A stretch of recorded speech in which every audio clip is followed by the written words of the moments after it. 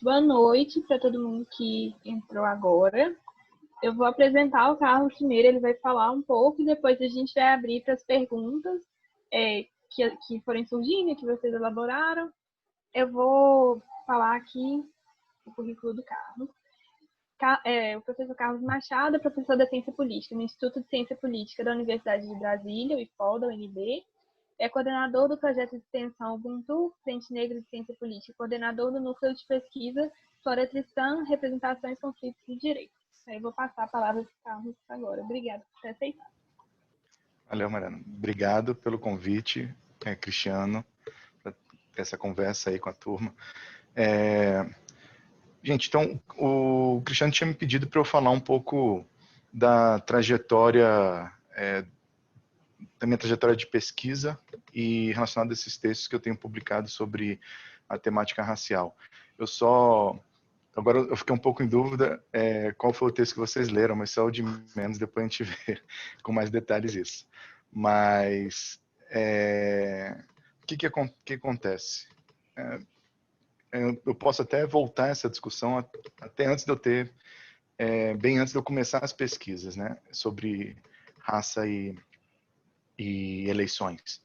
Bem, desde a minha época de mestrado, né, aqui na Instituto de Ciência Política, eu já tinha interesse em me aprofundar, em trabalhar com a temática racial. Só que, ao mesmo tempo, não tinha nenhum professor que abordasse essa perspectiva e também eu sentia que a área, a ciência política, tinha muitas resistências em discutir e trabalhar com a temática da questão racial. Então, nessa época, eu acabei fazendo uma escolha mesmo de tema que eu iria abordar e eu foquei em trabalhar com eleições. Mas até por uma questão de sobrevivência, sabe, gente? De ver onde eu conseguiria ter mais espaço para produzir na ciência política, para construir uma carreira a partir disso e por aí vai. Então, eu posso falar até para vocês que o interesse em trabalhar com a discussão racial já vem de longa data, muito baseado, inclusive, também em experiências pessoais, de perceber dinâmicas racistas dentro da universidade, ou coisa nesse sentido. Mas eu não tinha chegado, de fato, a trabalhar com a temática por causa dessa questão do contexto, né, que eu estava envolvido. Então, no final das contas, eu me especializei na discussão de partidos políticos e particularmente na questão sobre eleições. Trabalhei por muito tempo na discussão sobre coligações, especificamente para prefeito, né? E aí eu passei no concurso aqui no IPOL, em 2010. E essa posição de professor permite, né, de uma forma ou de outra, a gente ter um grau muito maior de autonomia em relação ao que a gente vai pesquisar e por aí vai. Aí acontece que por volta ali de 2013, isso é uma coisa importante, que eu defendi meu doutorado em 2012, então até 2012 eu estava ainda muito focado com o meu tema de doutorado especificamente. Em 2013 para 2014, eu já conversava há alguns anos com o Luiz Augusto, professor atualmente lá no IESP, que é o meu principal parceiro de produção e de pesquisa, né? Sobre a gente fazer uma pesquisa em relação às desigualdades raciais do ponto de vista eleitoral. Então, assim, combinando a minha experiência, que eu já tinha em estudos eleitorais, e aprofundando a temática racial nisso. E aí, nessa época, o Luiz Augusto estava já com um grupo de pesquisa que estava buscando a informação mais importante nessa época, ali em 2013, né? Que era fazer a classificação racial das candidaturas, né? Porque esse é um ponto importante de se ressaltar. Até 2014, a gente não tinha nenhuma informação oficial sobre o perfil dos candidatos. O que nós tínhamos eram esparsos estudos, né, que iam falar não dos candidatos, mas iam falar dos eleitos. Então, penso aqui um estudo muito importante do Jolyon, do Ollie Johnson. Ollie Johnson, Jolly Johnson que eu estava indo falar. Você misturou o nome dos atores. Essa vida de youtuber não está me fazendo bem não, gente.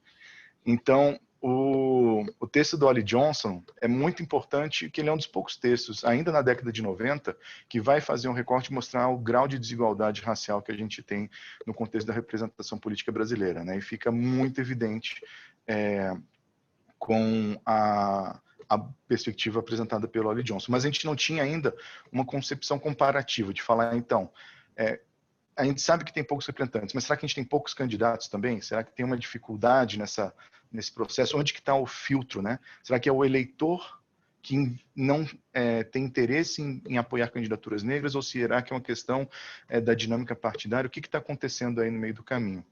Então, por isso, ali em 2013, a gente estava desenvolvendo esse estudo e a gente trabalhou especificamente no primeiro momento com o que era viável. Porque para pegar candidato, né, para deputado federal é um pouco complicado um grupo pequeno fazer esse tipo de pesquisa, de fazer heteroidentificação nas candidaturas. E com isso, a gente escolheu trabalhar apenas com um contexto mais reduzido, que seria a Câmara de Vereadores de São Paulo e a Câmara de Vereadores do Rio de Janeiro. E com isso a gente já conseguiu perceber duas coisas. Primeiro, a evidente e muito intensa desigualdade racial, né?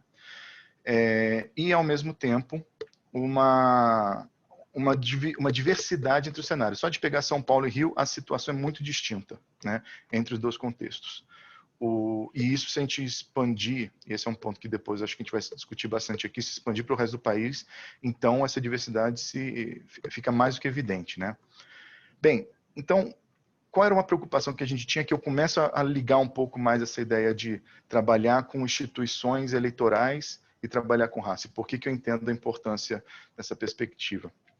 Na época que saiu o dado do TSE, na verdade, a gente está terminando de escrever esse dado sobre as eleições de 2012, e aí chega a notícia que o TSE ia começar a apresentar a informação da autoidentificação racial das candidaturas, né?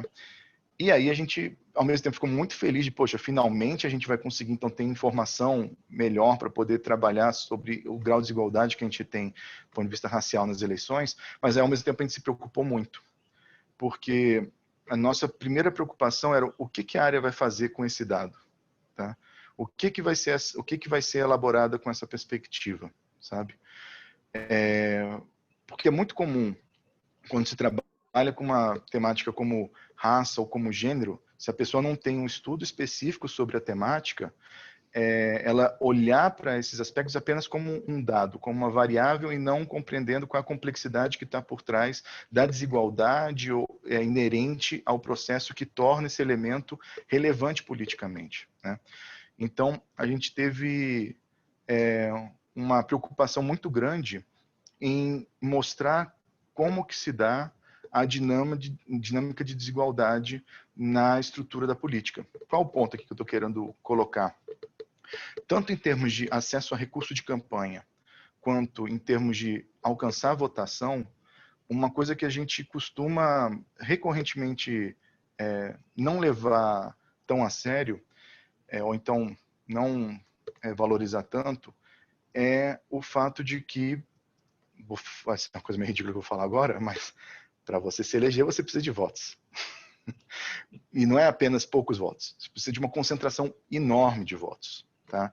Então, quando a gente olha para o conjunto de candidatos que estão disputando, é necessário que, para uma pessoa seja eleita, não basta ela receber a votação dos seus colegas, das pessoas mais próximas, na verdade, receber uma votação bem extraordinária em comparação com a média dos demais candidatos, tá?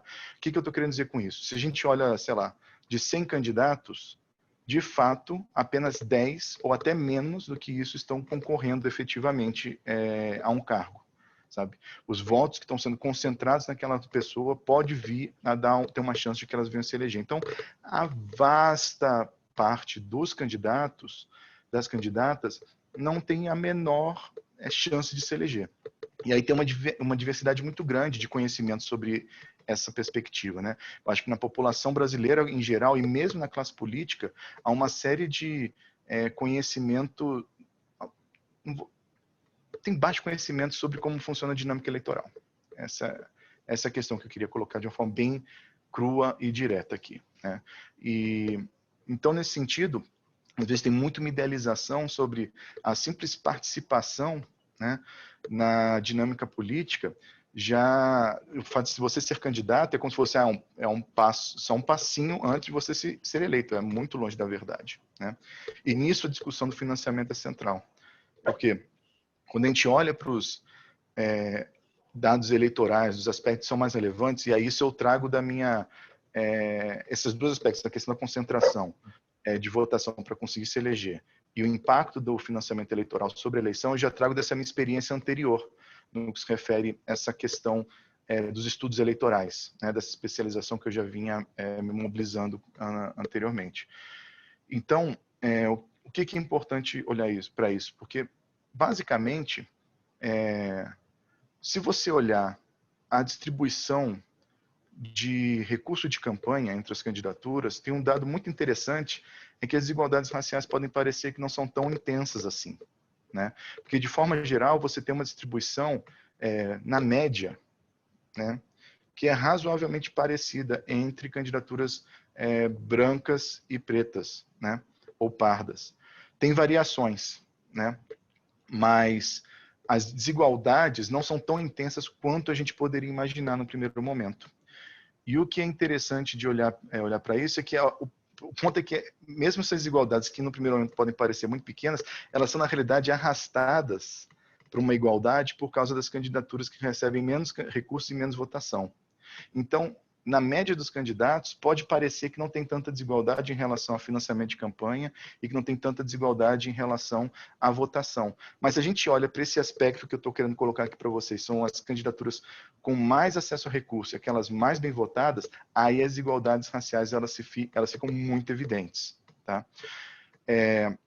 O que é importante ressaltar sobre esse aspecto e por que é importante essa discussão racial para tratar sobre uma perspectiva institucional como a dinâmica eleitoral. Tem dois aspectos aqui que eu gostaria de trabalhar. Um deles se refere a uma compreensão da realidade. Tá? Então, ignorar essa dimensão racial, tá? O efeito da desigualdade racial na política, né? Sem considerar a dinâmica como a política opera, acaba talvez nublando a gente compreender quais são os reais entraves nesse processo. Por que eu estou querendo dizer? O que eu estou querendo dizer com isso? Se a gente olha para os dados eleitorais, por exemplo, é muito interessante perceber que um primeiro questionamento que a gente poderia fazer é que, bem, os partidos políticos, no final das contas, eles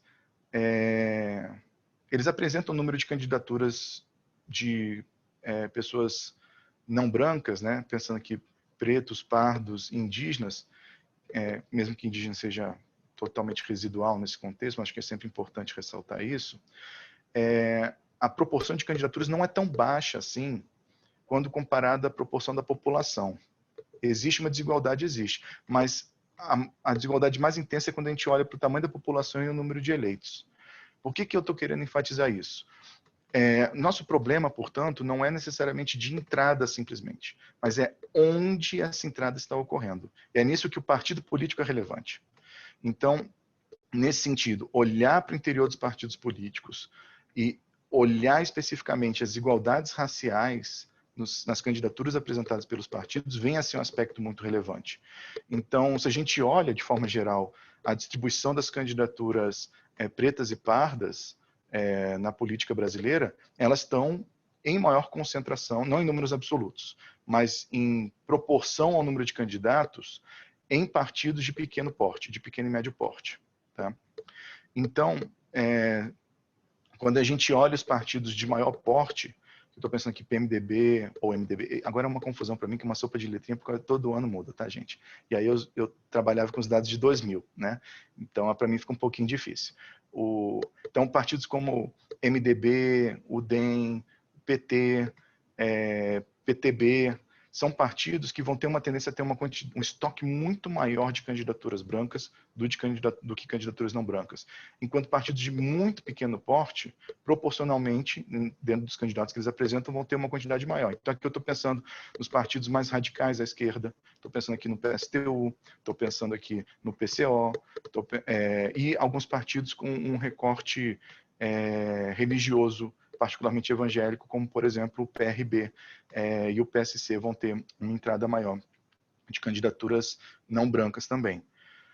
O que isso aí não é irrelevante? Porque no nosso sistema eleitoral, não apenas o candidato precisa ter muito votos, mas o partido precisa ter muito votos para conseguir eleger os seus candidatos. Então, apenas os partidos de maior porte conseguem efetivamente eleger um número expressivo de candidaturas. Nesse sentido, no final das contas, essa aparente igualdade de candidaturas que os partidos estão apresentando vai acabar implicando uma desigualdade de eleitos, porque os partidos eles são desiguais em relação à apresentação de candidaturas que a gente observa. Então, isso acho que é um aspecto central para a gente parar para refletir como os partidos eles são reprodutores de desigualdades nesse processo, né? E por isso que é importante discutir a questão racial a partir de uma perspectiva institucional também. O que eu estou querendo dizer aqui? É importante compreender como que as instituições políticas que nós observamos, as leis eleitorais, os partidos políticos, como elas produzem determinadas mecânicas que dificultam o acesso da população negra à tomada de decisão, né? Então, esse é um dos aspectos que eu queria enfatizar aqui, do que eu vejo como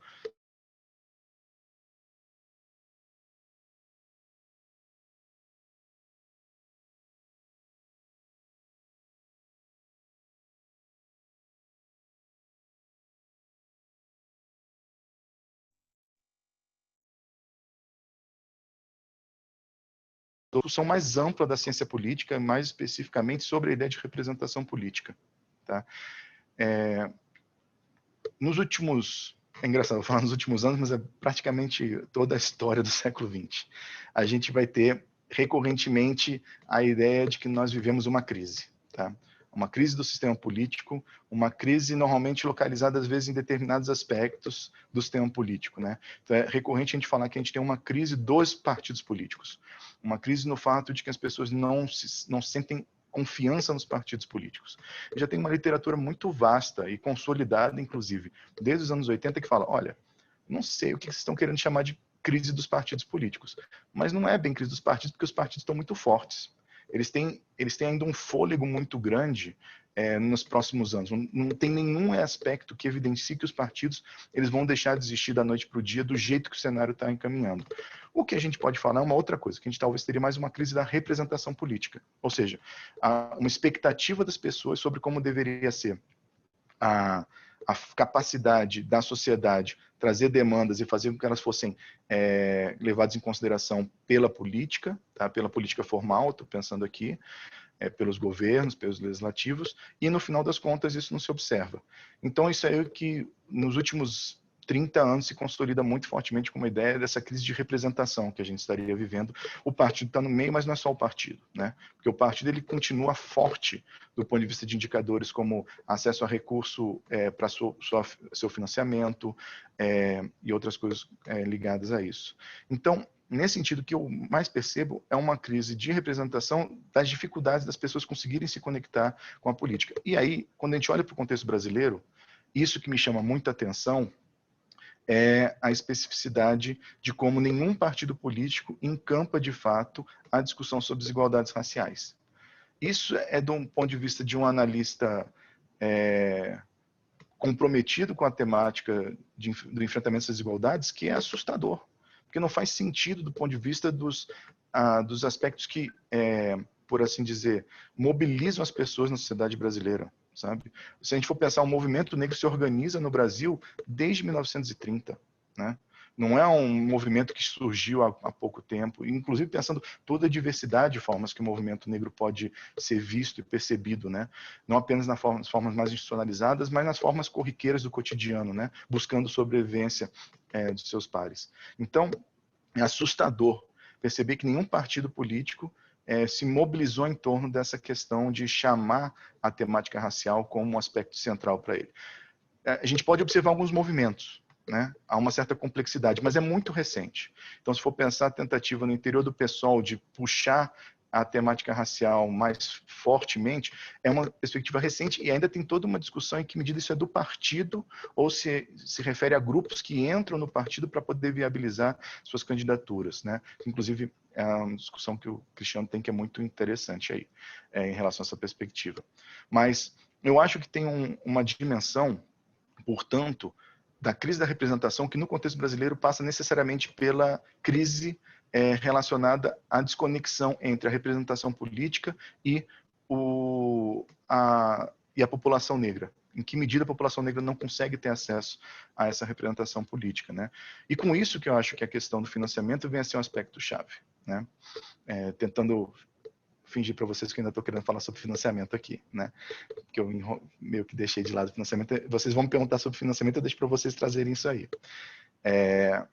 Mas o que está por trás disso? Quando a gente olha os eleitos, né? É uma coisa que é importante se ter em mente. Algumas pessoas que vão investir muito recurso de campanha não se elegem, tá? Mas não há nenhuma pessoa, nenhuma candidatura que consiga se eleger que não tenha um investimento muito maciço durante a campanha, tá? Então, o investimento, ter recurso de campanha é central para uma pessoa se eleger. Tá? Pode ser que ela gaste recurso de forma excessiva e nem consiga se eleger, mas o oposto não existe. Uma pessoa que não tem nenhum recurso de campanha ou pouquíssimo e consegue se eleger, isso não existe. Tá? Então, acessar recurso de campanha é central. Por isso, a discussão atualmente mobilizada por pessoas como, por exemplo, o Douglas Belchior em São Paulo, ao questionar nas últimas eleições o espaço da distribuição de recursos dentro do PSOL para as candidaturas negras, é muito importante. Da mesma forma... Pois não? A gente pode interromper? Eu não sei, desculpa. Queria fazer uma pergunta depois.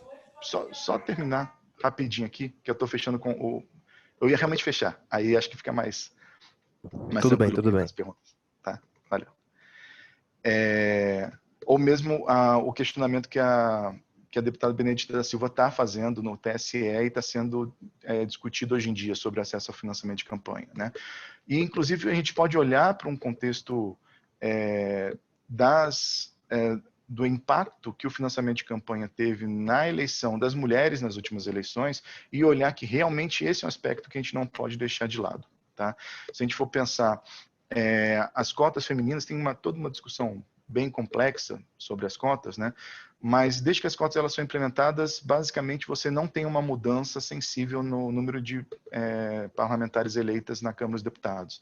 Você fica ali na faixa variando entre 8% e 10% do parlamento composto por mulheres, né? Desde 98 até 2016.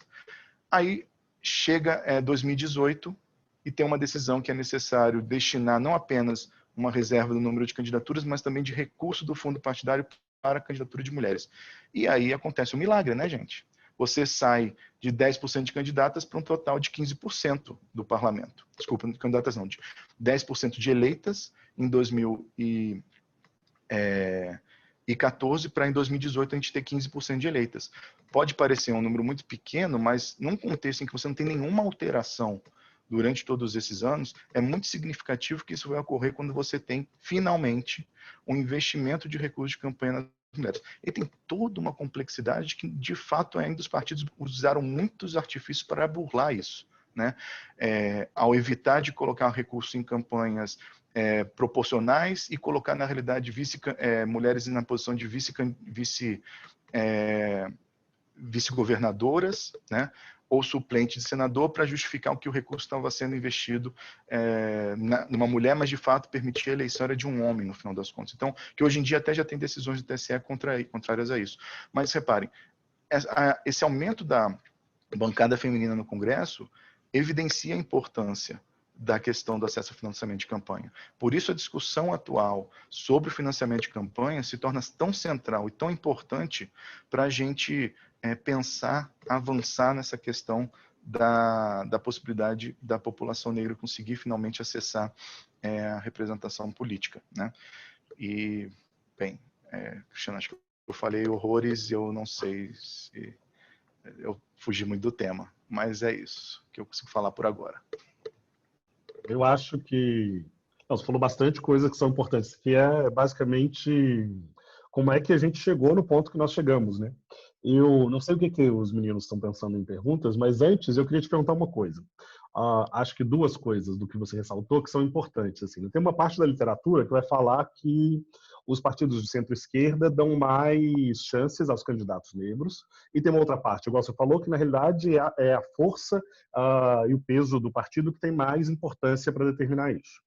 Então, por exemplo, você tem mais candidaturas negras nos partidos menores e que acaba, coincidentemente, sendo os partidos de centro-esquerda. Não é que é a centro-esquerda que está interessada neles, é que são os partidos mais fracos. Eu queria saber se é essa análise que você faz. E o segundo, está claro para a gente que quando você, por exemplo, aumenta o número, a quantidade de recursos para candidatos negros, você pode privilegiar desproporcionalmente os homens negros, porque as mulheres negras que são aquelas que enfrentam mais barreiras para se elegerem, mesmo quando elas têm dinheiro de campanha. Então, eu queria que você também falasse o que você pensa, qual é uma medida em que você conjuga o debate sobre gênero e raça para garantir uma maior representação de mulheres negras. Primeiro, sobre essa questão... Obrigado pelas perguntas, Cris. Primeiro, sobre a questão da centro-esquerda, eu não acho que é a centro-esquerda, porque aí se a gente for falar centro-esquerda, e aí o problema é o que a gente está definindo como centro-esquerda. Exatamente, né? A gente tem problema de definição ainda. Exato, mas eu estou compreendendo que centro-esquerda seriam partidos como PT, PSB, PCdoB, talvez PDT. PSOL, PDT. Então, nesse conjunto de partidos, vários deles estão fora disso aí. Tá? O PCdoB é o único que entra nisso. Tá? PSB, PDT tinha até uma vinculação com a questão de candidaturas de pessoas negras no passado. Inclusive, o PDT e o PMDB são os primeiros partidos que dão abertura para negros, né? Com os núcleos de negros nos anos 80. O PDT, inclusive, foi o primeiro a fazer isso. Exato. Ficou na história do partido. Está lá no mito fundador. Pois não? Apareceu alguém aí. Não, perdão. É porque acabou, então, esses núcleos nos partidos? Não é que acabaram os núcleos. É que a força desses partidos para candidaturas negras desapareceu, no final das contas. Eles não têm mais esse mesmo tipo de relevância. Quando a gente olha para a composição da lista de candidatos que o PMDB e que o PDT mostram, são basicamente compostos por pessoas brancas, são pouquíssimos os negros que estão nesses espaços. Então, quando o Cris está falando essa questão da centro-esquerda dar mais força, eu diria até que é mais complicado, porque, de fato, você vai ter partidos como PCO, PSTU, PCB, que não estão disputando eleição. Isso é importante deixar claro. O objetivo desses partidos não é disputar a eleição, não é obter uma cadeira. Na realidade, pautar um determinado tema na dinâmica política. Tá?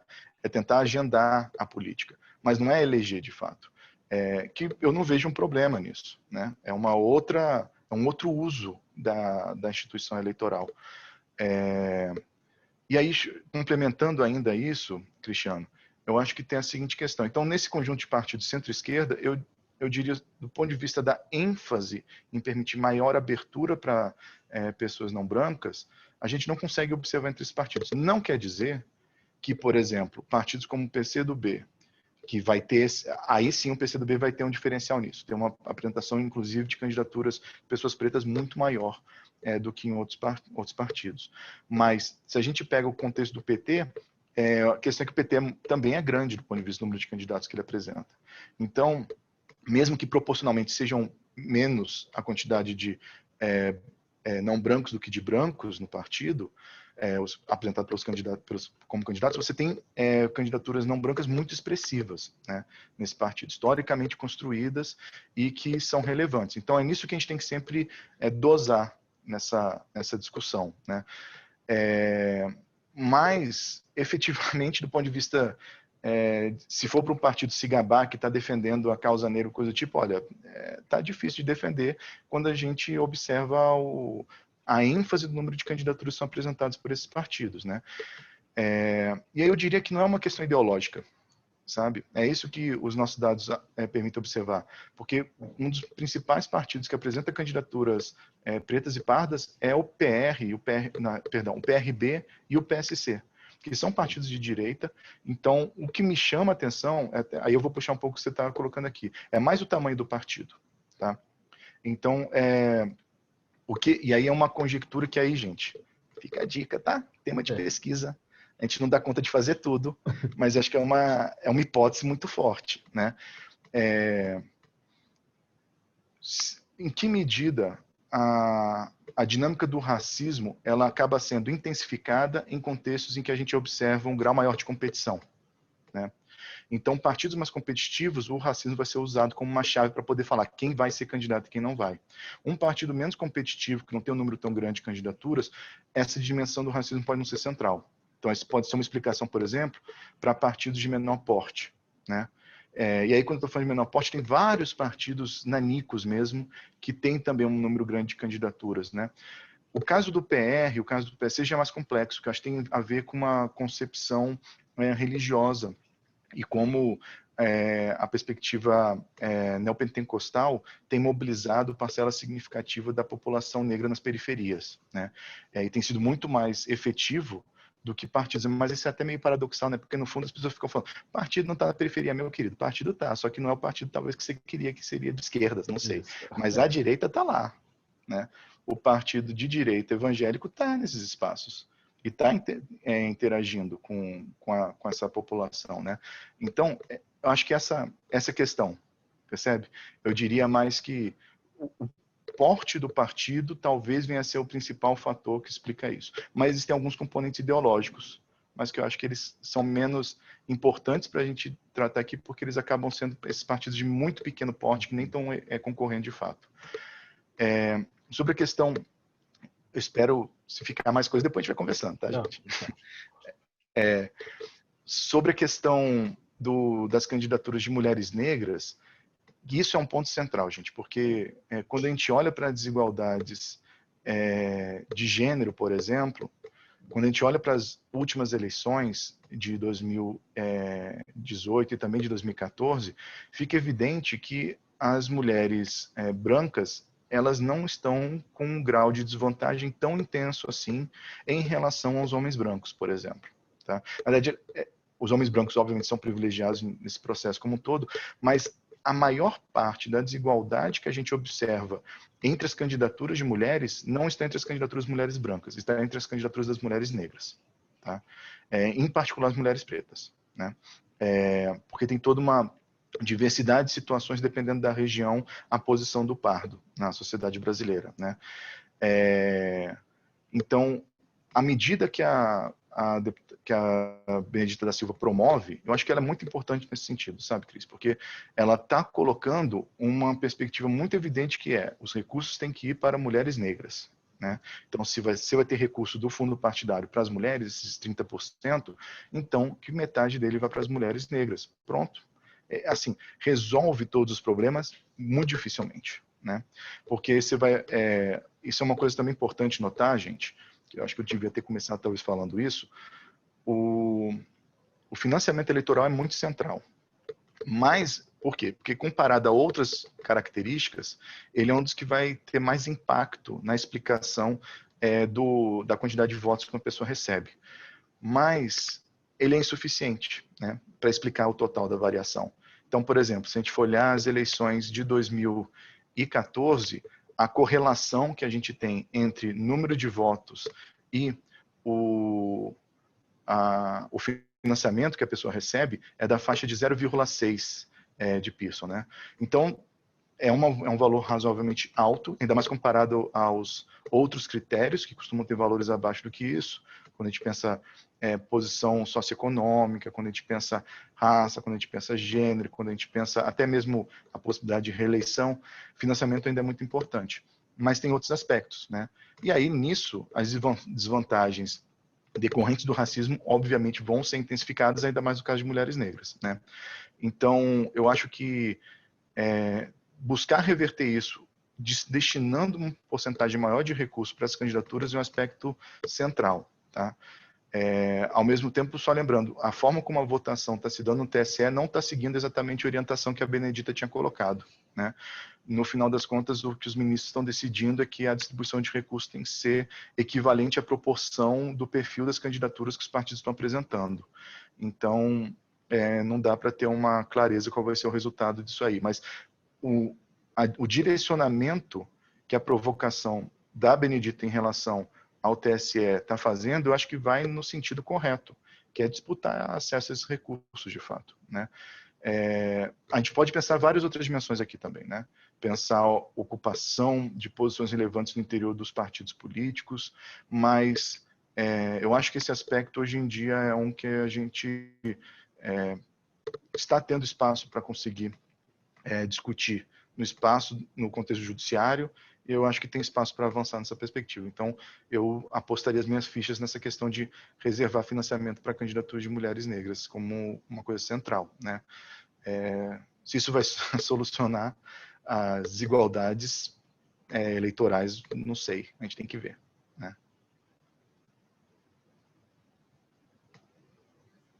Carlos, eu vou repassar uma pergunta que foi a Sofia que fez, porque ela fala que a gente pode notar algumas semelhanças entre as características que se fortalecem ao mesmo tempo no Brasil e nos Estados Unidos. E ela quer saber, o que ela perguntou se com a candidatura do Biden com a Kamala Harris, se isso pode resultar em um aumento das candidaturas de pessoas negras no Brasil. Bom, Sofia, eu acho que não. Eu acho que a dinâmica política norte-americana, ela não tem essa questão do espectro político, por exemplo. Eu não vejo que tem tantas semelhanças aqui no Brasil e no contexto norte-americano. A gente tem um recorte aqui que não chega a passar pela dimensão do que vem a ser o Partido Democrata e o Republicano. A gente tem uma diversidade de partidos políticos e que eu tenderia a colocar o seguinte, até as eleições que a gente vai observar agora, né? As eleições para vereadores e para prefeitos. Essas são eleições em que a dimensão ideológica não é importante na maior parte dos municípios. Na maior parte dos municípios, o que importa é a família política na qual você está vinculado, né? Então, fora as capitais, em que a gente vai ter uma dinâmica mais ideológica operando, né? Mas na maior parte das cidades brasileiras, isso não é, de fato, uma questão relevante, tá? Então, em que medida o efeito Kamala Harris pode trazer um impacto para a sociedade brasileira, eu vejo dificuldade. Da mesma forma como o próprio efeito Marielle, que é um contexto local brasileiro, né? Ou seja, com o assassinato da Marielle Franco, a gente teria então uma eclosão de candidaturas femininas negras, e isso, pelo menos até as eleições passadas, não se observou. Tudo bem que tem toda uma complexidade que as eleições passadas eram do nível nacional e ela estava vinculada a uma dinâmica política local, né? Certamente, no contexto do Rio de Janeiro, teve alguma modificação na dinâmica política. Em que medida isso teve um efeito nacional, eu acho que é mais complexo. Então, eu tomaria cuidado em tentar atribuir essas modificações da dinâmica racial no contexto norte-americano diretamente para o cenário brasileiro. Isso vai depender do quê? Da organização e da mobilização de atores políticos no Brasil. Então, a gente pode observar se existe ou não uma tentativa de articulação desses setores. Então, quando a gente observa o assassinato do George Floyd nos Estados Unidos, você vai ter uma mobilização forte no contexto brasileiro também e uma mobilização junto com setores antifascistas para fazer mobilização de rua, né? Mas isso foi o quê? Foram atores políticos nacionais operando isso. Mas não é no nível do eleitor. É isso só que eu gostaria de enfatizar, né? Acho que o eleitorado não tem essa conexão direta com o que acontece nos Estados Unidos, vai ter um efeito aqui no contexto brasileiro. Passa essa intermediação desses outros agentes políticos, né? Mas, ao mesmo tempo, cara, isso fica um pouco na onda da futurologia. Então, no fundo, eu espero estar errado. Eu quero muito que tenha muito mais candidaturas negras no Brasil, mas eu não apostaria minhas fichas nesse momento nisso, não.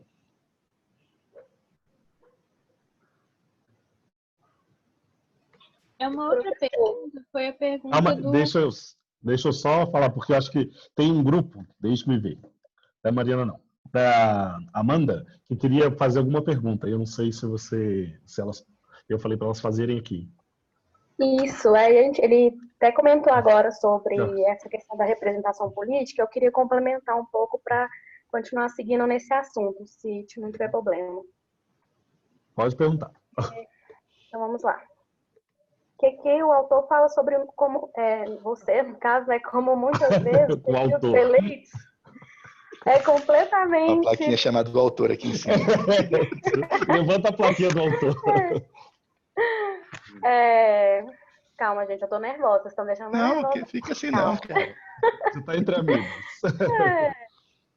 E no texto, na conclusão, fala sobre como muitas vezes o perfil dos eleitos é completamente contrário ao perfil da população que o elegeu. E que esse fenômeno é especialmente evidente no nosso país, visto que as pessoas que se encontram no poder são majoritariamente brancas e de classe alta, enquanto que a população é composta majoritariamente por pessoas não brancas de classes médias, baixas, desculpa.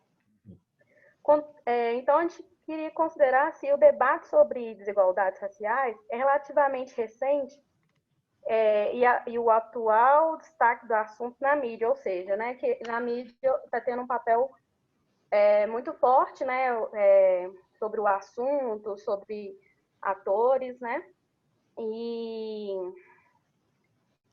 então a gente queria saber a perspectiva de que se crie cada vez mais consciência racial e engajamento político ao ponto de que a classe política seja um reflexo da população como um todo, e se somente essas variáveis seriam suficientes para alterar a composição dos cargos políticos como se dão hoje.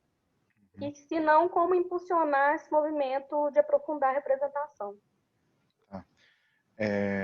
Pamela, né? Obrigado pela pergunta, Pamela. Desculpa, eu não sei se deu para entender muito bem. Deu, claro, tá claro. Acho que a primeira coisa para a gente pensar sobre essa questão do perfil dos eleitos é que em praticamente todos os países a gente tem algum nível de desigualdade observado nesse contexto, né? Pode não ser desigualdade racial e étnica, mas desigualdade de gênero é muito comum também a gente observar ainda. De qualquer forma, o que chama atenção é que o Brasil é realmente um dos países que tem a capacidade de evidenciar suas desigualdades de uma maneira muito intensa, de fato, né? Particularmente, até a gente pode dizer o seguinte, no contexto brasileiro, é cruel, na realidade, quando a gente para pensar a distribuição desigual em relação a quem contribui, de fato, para a construção do Estado brasileiro e quem recebe algum retorno do mesmo, né? Então, a quantidade de imposto indiretos que são pagos pela população e qual o nível de investimentos que é retornado para a população em comparação a outras dinâmicas, a empresários, a banqueiros, algo nesse sentido. Então, assim, é muito perverso a gente pensar nessa perspectiva, né? Então, a questão desse perfil, para a gente pensar essa mudança desse perfil dos eleitos, eu vou tentar colocar em duas perspectivas. De um lado, a discussão das desigualdades raciais não é nova, ela é muito antiga. O que é surpreendente é a ciência política ter ficado tão inerte em relação a essa discussão por tantos anos. Tá?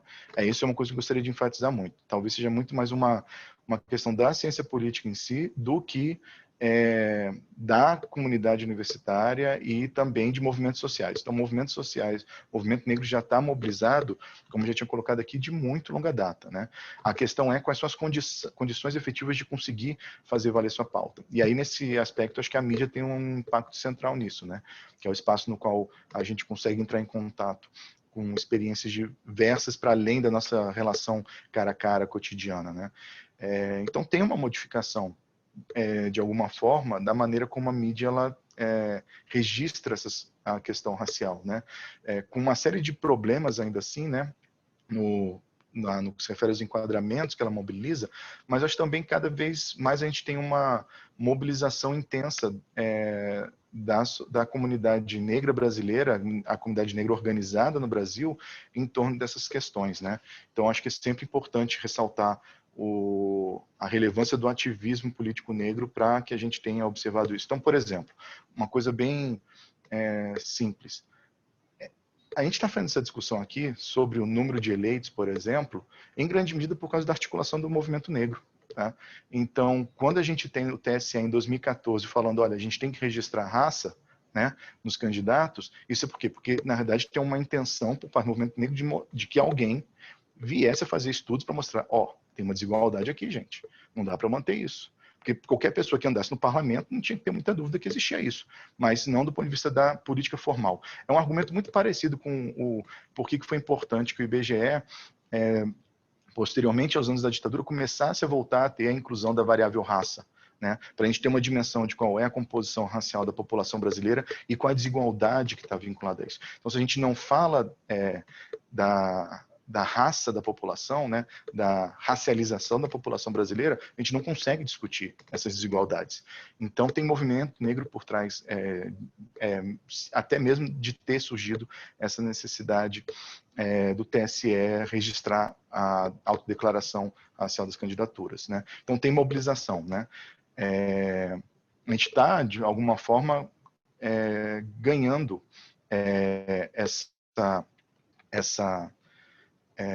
espaço nessa temática, né? E aí, o que eu colocaria em relação ao que fazer nesse processo? Eu acho que isso passa por dois aspectos.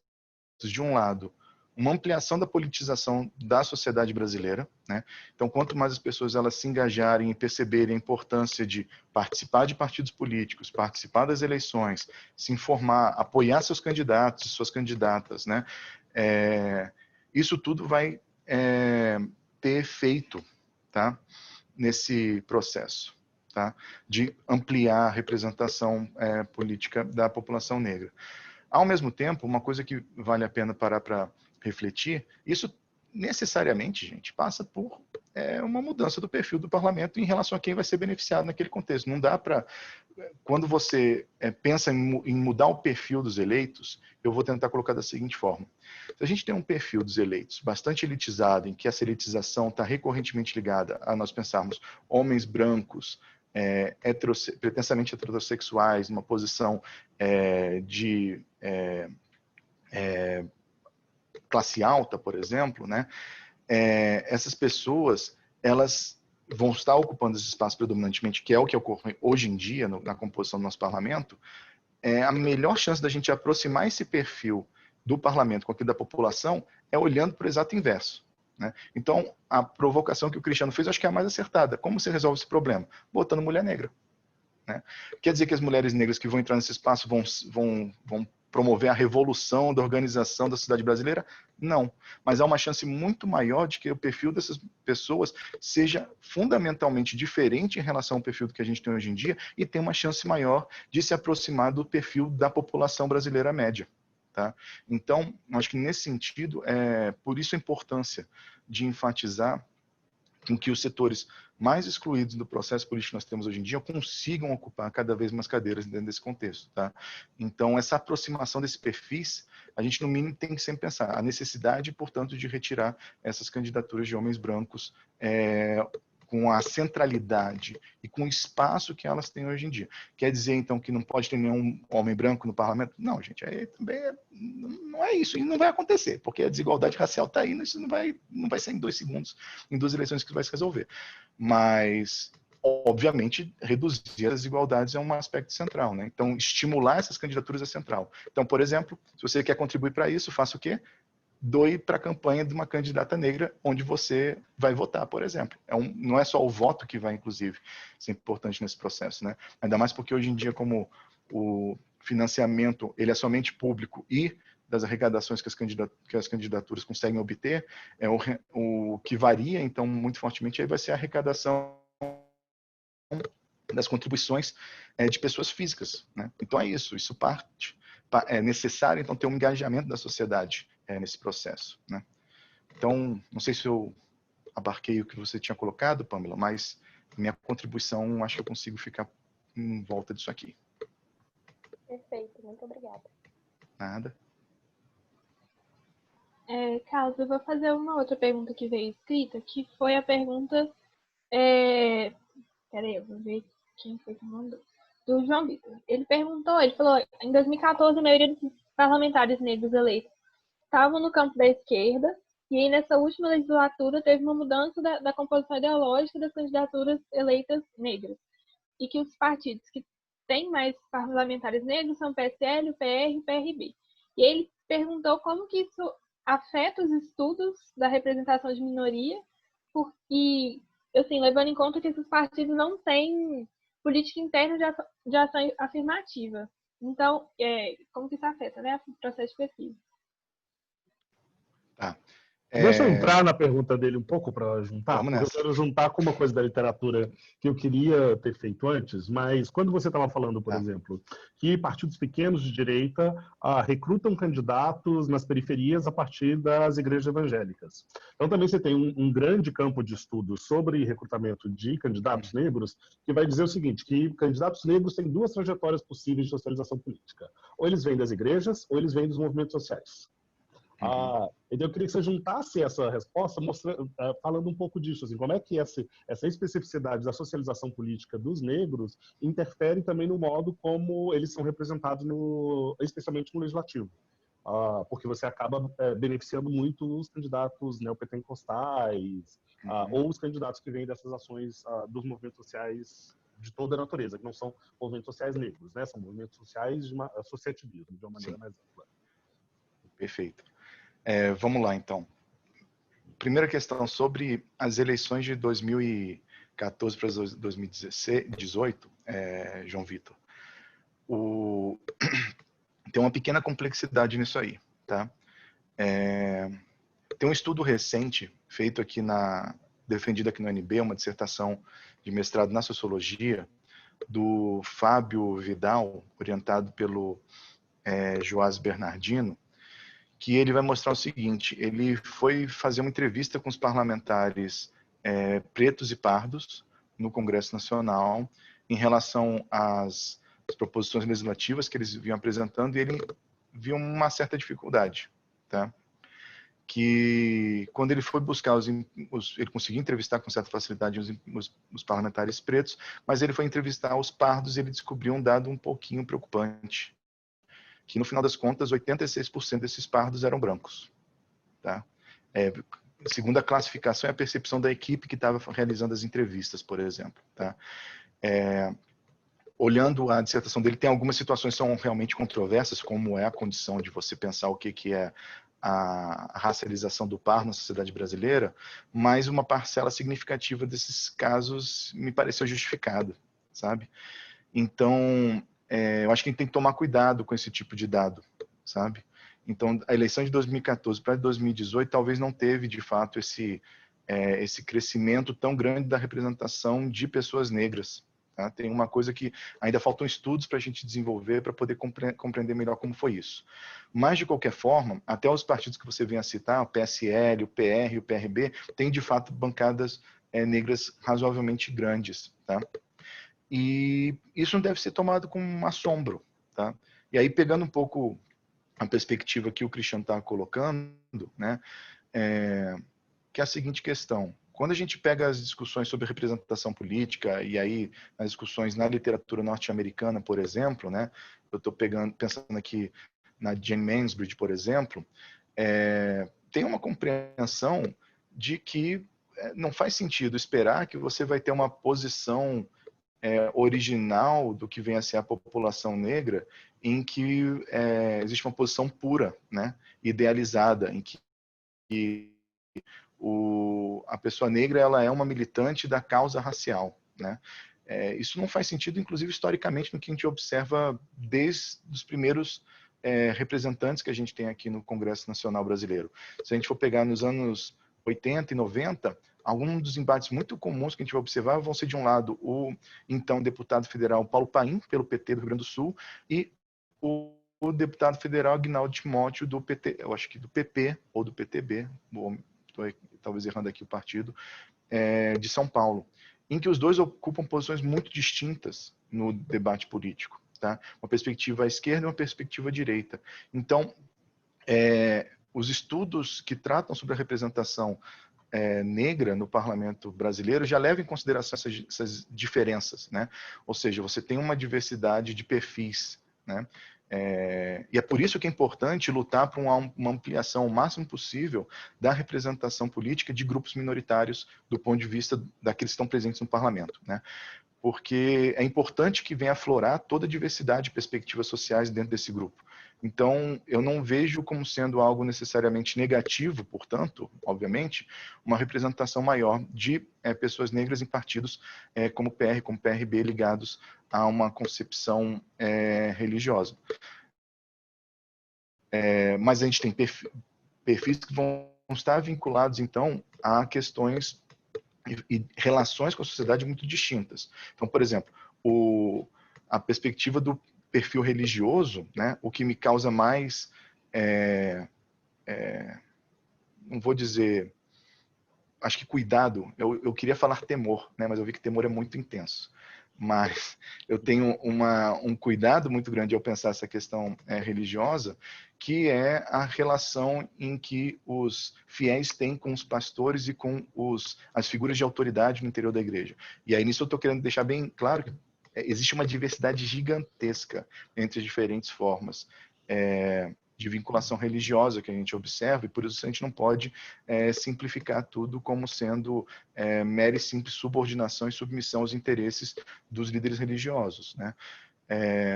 Mas eu acho que há um perigo aí no que se refere a você limitar em alguma medida a responsabilidade de uma parcela do eleitorado em relação a construir os seus objetivos e os seus interesses políticos, tá?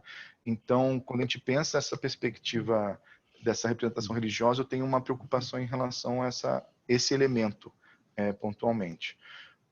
Mas isso evidencia que, na verdade, você tem perfis muito distintos emergindo no parlamento, nessas trajetórias, como o Cristiano estava colocando aqui, em relação a essa perspectiva ativista de um lado e essa perspectiva religiosa de outro, né? A implicação que a gente vai ter é, de fundo, uma adesão maior ou menor à temática do enfrentamento às desigualdades raciais. Só que, ao mesmo tempo, isso é muito complexo, né? Porque vai depender também muito do perfil de orientação específico do parlamentar. Por exemplo, se a gente for pegar uma parlamentar como a Thieron, com vinculação religiosa muito forte e facilmente classificada, então, à direita, nesse modelo bastante simplista de que teria menos engajamento na temática racial, isso está longe da verdade. A Thieron tem sido uma das pessoas mais ativas no contexto atual para discutir questões relacionadas às desigualdades raciais, né? Então, a gente tem que tomar cuidado um pouco com essas premissas de como implica esse perfil religioso ou ativista tendo algum aspecto que define a forma do comportamento político desses atores, né? Agora, qual é a questão que a gente pode discutir aqui? Qual é o tipo de vinculação e de cobrança das estruturas que permitiram essas pessoas chegarem a esse lugar, né? Então, é muito mais raro a gente perceber pessoas vinculadas ao ativismo social em que existe uma estrutura hierárquica em que elas precisam, na verdade, recorrer a essas estruturas sociais, de movimentos sociais, do ativismo, para validar suas posições, né? É mais raro isso acontecer do que no caso de igrejas, em que você tem um eleitorado que é cativo daquele espaço, né, religioso. Então, eu acho que a gente pode pensar, talvez, Cris, aí eu penso aqui na questão de uma possibilidade de maior ou menor autonomia dos parlamentares, dependendo dessa perspectiva, né? Só que aí, de novo, isso não é uma coisa negativa, né? Isso é importante que a gente sempre tenha em mente, mas é um elemento importante para análise, para saber o que se pode esperar de determinado parlamentar, em que medida aquele parlamentar ele vai estar com uma estrutura de interesses por trás dele que ele tem que ficar voltando ou não. Porque todo parlamentar, em alguma medida, vai ter isso, que no mínimo é um partido político, né? A gente sempre está falando da relação de representação, mas a relação de representação não é direta, né, entre representante e representado. Você tem um partido político impactando nesse processo. Mas você pode ter outras estruturas, né? Os financiadores de campanha, o grupo que permitiu a votação mais ampla daquele parlamentar, né? Então, tem essas diferentes estruturas que estão afetando a representação. Então, eu acho que eu colocaria um pouco mais nesse sentido, tá? E aí, voltando um pouquinho, bem rapidamente, a pergunta do João Vitor, eu acho que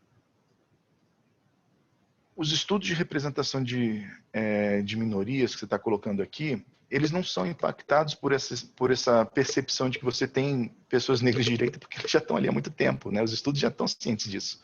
Não é uma novidade dentro dessa área. Agora, tem uma outra coisa que eu acho que é importante que você enfatizou aqui, sobre a questão de setoriais de negritude, de diretorias específicas.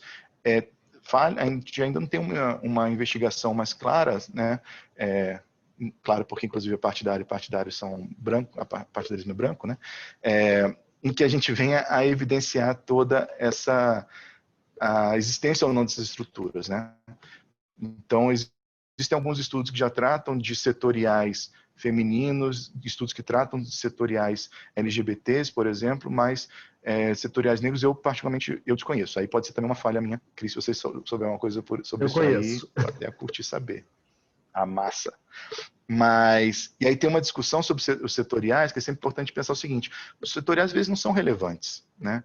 Não importa de fundo você ter um setorial se você não está engajando recurso e candidatura para essas candidaturas. Então às vezes fica muito bonito você falar que você tem um setorial muito mobilizado, mas que só serve para você marcar o ponto de que você tem uma preocupação racial, mas você não se envolve de fato com isso. Por isso que é mais importante do que observar a existência ou não desses setoriais, se existe de fato uma atuação do partido em relação a essa temática, né? Cris, você quer complementar que você já eu queria entrar nesse, só rapidinho, assim, porque eu acho que a esfera do debate sobre representação descritiva tem mais a ver com as pesquisas que eu tenho feito, assim. Me parece, assim, né, toda a literatura que eu conheço de representação descritiva, desde as que vai para Mansbridge, Annie Phillips e afins, elas tendem a dizer que a posição ideológica são especialmente estudos com mulheres e minorias étnico-raciais, não necessariamente no modelo brasileiro. Elas tendem a revelar que a qualidade da representação transcende a posição ideológica, que mesmo mulheres de direita acabam defendendo posições que são de maior interesse das mulheres, por exemplo, posições voltadas à descriminalização do aborto. Mulheres de direita tendem a ser mais favoráveis à descriminalização de abortos do que homens de direita. Então, parece que esse aspecto, nesse sentido, a representação não se torna inferior ou problemática porque o candidato foi eleito a partir de uma plataforma de direita. Essa posição dele dentro de um grupo de minoria faz com que, sei lá, ele tem várias coisas sobre as experiências dele, a relação, o fato de que não é uma relação distrital, né, não existe um distrito negro, também suaviza um pouco essa questão da responsabilidade que ele tem com o seu lugar de origem. E sobre os setoriais, eu concordo plenamente. Tem um estudo, não sei se você conhece, que é o da Claudete Soares. E a gente está usando no artigo que eu estou escrevendo, que eu te falei sobre o PT e a questão racial, que é sobre o setorial negro no PT. Basicamente é esse debate, assim, como o setorial vai sendo construído nos anos 80, começa como núcleo negro, depois ele vai virar uma setorial, sem recursos, sem participação nas mesas diretoras, sem ocupação das secretarias nacionais do partido, e aí tem um certo momento em que ele é retirado da estrutura partidária, depois ele volta, então não vale a pena só ter o setorial. Assim, nesse livro, nessa tese, é muito interessante mostrar como você tinha uma ação intencional do movimento negro de ocupar o espaço do partido, e aí eles escolheram naquela época, né, o PDT, o PMDB e o PT. Acabou que desse só sobrou o PT como um partido mais aliado à questão racial, mas ainda assim, até o final dos anos 90, essa relação era muito periférica porque o centro decisório do partido não tinha interesse em incorporar o debate da setorial negra, né? Ou quando incorporava é aquela coisa, você incorpora no discurso público, mas nas ações internas do partido isso não sofre muita interferência. Mas tem estudos sobre isso, assim, que eu não sei se algum foi publicado em artigo, etc., mas tem boas dissertações e teses sobre isso. Também pensando, esse estudo que você mencionou, Fábio, né, que é o menino da sociologia aí, eu li ele, e ele mostra também como as decisões, é óbvio que ele não é comparativo, mas tem um outro estudo comparativo de alguém aí da UNB também, que mostra isso, como políticos pretos e pardos, especialmente os pretos, legislam mais favoravelmente às pessoas negras do que brancos. Não me recordo de quem, mas é alguém aí do IPOL que fez uma pesquisa sobre isso. Da Ana Júlia. Isso aí. É Ana Júlia. Boa noite. Só puxar uma coisa aqui, Cris, só um pouquinho, gente. Como você falou essa questão dos setoriais, e particularmente o PT, tem uma coisa muito interessante que é o seguinte: quais são as principais lideranças políticas hoje em dia do PT na temática racial? São Paulo Paim no Senado e a Benedita da Silva na Câmara dos Deputados, que já tem carreira de longuíssima data, né? Agora, qual que é a liderança jovem negra no PT hoje em dia no contexto do Congresso Nacional? Não tem, sabe? É muito interessante pensar que, exato, recentemente eu estou terminando de escrever um livro aqui com o Luiz Augusto sobre raça, eleições e parlamento, e eu atualizei os dados de proposição legislativa para 2018, até 2018, né? E uma coisa muito interessante, na verdade, puxei até 2020, eu acho, não sei agora, de qualquer forma. O ponto os principais parlamentares que legislam sobre a questão racial são ainda o Paulo Paim e a Benedita da Silva. Em terceiro lugar, sabe quem está aqui vindo? Thieron, do PRB. Então, assim, gente, você tem uma mudança aí. Então, você ter lá o setorial que ficou numa posição periférica e não teve uma mudança de investimento de lideranças no partido, no final das contas, né? Acho que esse é o aspecto central para a gente pensar a prática do que implicou você não levar em consideração, de fato, essa valorização. Sem alguém contar queria também, falar uma coisa? Eu só queria complementar também que, óbvio, que o PT é um partido muito mais hierarquizado e ele tem tido problemas de renovação, não só em questão dos seus representantes não é só racial, negros. não. Ele está tendo como problemas de representação geral do PT, não é nesse caso não é só sobre isso. Sim. Inclusive, as candidaturas negras bem-sucedidas que a gente tem no parlamento de 2018 vieram do PSOL. Todos do PSOL, exato. Todos vieram do PSOL. E muito relacionado às candidaturas coletivas, que é essa inovação um pouco interessante no cenário brasileiro. Mas vamos ver quem ia falar. A gente tá... Boa noite, professor Cristiano. Boa noite, professor Carlos. Eu sou Rafael. E eu queria fazer uma pergunta, por favor. E eu vou até voltar a... Vou relacionar dois temas que já até foram falados. Primeiro, sobre a questão da representação. É muito estranho, para mim, quer dizer... É até compreensível por toda uma miríade de motivos, mas a gente ter deixado o nosso país, um país em que hoje, os últimos dados a que eu tive acesso são dados até assim, de 2 anos atrás, hoje está muito pior, certamente, mas 92% da população brasileira vive com menos de R$5.000 por mês, né? Isso viviam há 2 anos atrás, 2 anos e meio. Hoje, certamente, né, com a crise, certamente piorou.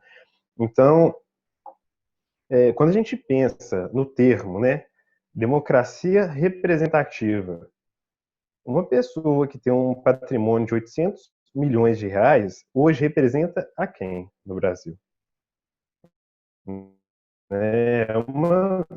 Algo, caso é o ministro da Educação, né? Mas assim, boa parte da política do país da ministra da Economia, boa parte da política do Brasil é dirigida por ele. Então, de certo modo, a gente pode dizer que o nosso país está sendo dirigido por essa pessoa, capacidade que ele tem de representar a nossa população muito pequena. E agora, emendando a pergunta, no que diz respeito ao financiamento público de campanha, porque partidos, né, mais especificamente o candidato do Partido Novo, falava muito sobre a questão de acabar com o financiamento público de campanha, né? E não só ele, mas é um discurso que reverbera, né, em determinados setores da sociedade. E então, a parte o cinismo dessa proposta, né, porque empresários, o grupo de pessoas mais endinheiradas do país falar que ninguém precisa de fundo público de campanha é de um cinismo enorme, né? Mas, para além disso, fazendo um recorte racial, eu queria saber do professor Carlos o que ele pensa sobre isso no ponto de vista racial. Né? Seria um complicador? Qual é para ficar mais simples, né? Qual é o papel do financiamento público de campanha na viabilização eleitoral das pessoas não brancas? Por favor. Beleza. Obrigado pela atenção. Ótima pergunta, eu vou ter que ir longe, tá? Então, Cris, se eu começar a voltar demais, você me fala para eu me segurar aqui, tá? Cara, eu acho que tem uma coisa para a gente parar para discutir. Eu tenho uma influência muito grande na discussão sobre eleições e democracia, que é um autor francês chamado Bernard Manin, que tem uma discussão que eu acho que é muito importante para o que você está trazendo aí. Essa ideia de pensar a democracia representativa, né? Se a gente for pensar o que é democracia representativa, a gente tem, na verdade, que observar que é uma construção de um modelo em que a ideia de representação de interesse da população não é um aspecto central. Quando a gente chama de representativa, a questão não é que a democracia seja representativa da população, dos interesses da população. É uma democracia que é definida através de uma representação política. Tá? Por que eu estou querendo falar isso? Quando a gente pega os primórdios da organização do sistema político atual, segundo esse modelo eleitoral, a gente vai ter um contexto em que não havia uma valorização da ideia de democracia, tá? Pensando aqui a Inglaterra do século XVIII, os Estados Unidos também no mesmo período, França da mesma época, só que a gente está observando uma série de revoluções liberais, né?